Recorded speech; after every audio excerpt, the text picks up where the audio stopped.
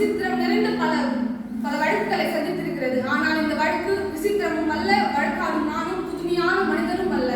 வாழ்க்கை பாதையிலே சர்வ சாதாரணமாக தென்படக்கூடிய ஒரு ஜீவன் தான் நான். கோவிலிலே குழப்பம் விளைவித்தேன், பூசாரியை தாக்கினேன், இப்போது குற்றம் சாட்டப்பட்டிருக்கிறேன். இப்படி எல்லாம் நீங்கள் எதிர்பார்ப்பீர்கள் நான் இதையெல்லாம் மறுக்கப் போகிறேன் என்று. இல்லை, நிச்சயமாக இல்லை.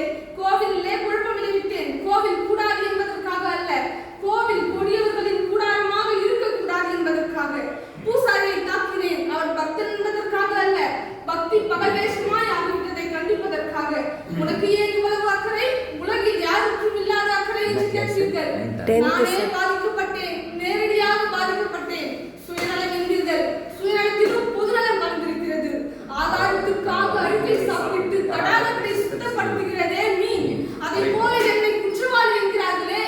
இந்த குற்றவாளியின் வாழ்க்கை பாதையில் பின்னோக்கி நடந்து பார்த்தால் அவன் கடந்து வந்த காற்றார்கள் எவ்வளவு என்று கணக்கு பார்க்க முடியும். பாட்டி சேர்க்கும் குயில்கள் இல்லை என் பாதையில், படம் எடுக்கும் பாம்புகள் எழுந்திருக்கின்றன. டென்ஷனை தீண்டியதில்லை, நான் தீயை தாண்டி இருக்கின்றேன். கேளுங்கள் என் கதையை. தீர்ப்பு எழுதுவதற்கு முன் தயவு செய்து கேளுங்கள். தமிழ்நாட்டிலே இந்த திருவிடத்திலே பிறந்தவன் நான். பிறக்க ஒரு நாடு, பிழைக்க ஒரு நாடு. தமிழ்நாட்டின் தலையெழுத்திற்கு நான் என்ன விதிவிலக்கா?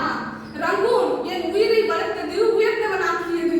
திருமண கோலத்திலே இருக்கும் என் தங்கையை காண வந்தேன். மோசடி வழக்கிலே ஈடுபட்டு குற்றவாளி கூண்டிலே ஒரு முன்னால் நின்று கொண்டிருக்கிறாளே, இதோ இந்த ஜாலக்காரி ஜாலி. இவள் வலையிலே விழுந்தவர்களில் நானும் ஒருவன். பணத்தை பறி கொடுத்தேன், பசியால் திரிந்தேன், நெளிந்தேன். கடைசியில் பைத்தியமாக மாறினேன். காண வந்த தங்கையை கண்டேன், கண்ணற்ற ஓவியமாக, ஆம் கைப்பெண்ணாக. தங்கையின் பேரோ கல்யாணி, மங்களமான பெயர். ஆனால் கழுத்திலோ மாங்கல்யம் இல்லை. செழித்து வாழ்ந்த குடும்பம் சீரழிந்து விட்டது. கையிலே பிள்ளை, கண்ணிலே நீர். கல்யாணி அலைந்தாள், அவளுக்காக நானும் அலைந்தேன். கல்யாணிக்கு கருணை காட்டினர் பலர். அவர்களிலே காலை சிலர் கைமாறாக அவள் காதலை கேட்டனர். கொலை வழக்கிலே சம்பந்தப்பட்டு குற்றவாளி கூண்டிலே நின்று கொண்டிருக்கிறான். ஏயோ இந்த கொடியவன் வேணும். இவன் பகட்டால் மயக்க முயன்றான் என் தங்கையை. நான் தடுத்திராவிட்டால் என் தங்கை எப்போதே தற்கொலை செய்து கொண்டிருப்பாள். கடவுள் பக்தர்களும் கல்யாணியை காப்பாற்றி வந்தார்கள். பிரதிபகாரமாக அவள் கடைக்கல் பார்வையை கேட்டு அவர்களிலே தலைமையானவன் இதோ இந்த பூசாரி. கல்யாணியின் கற்பை காணிக்கையாக கேட்டான். பராசக்தியின் பெயரால், உலக மாதாவின் பெயரால்.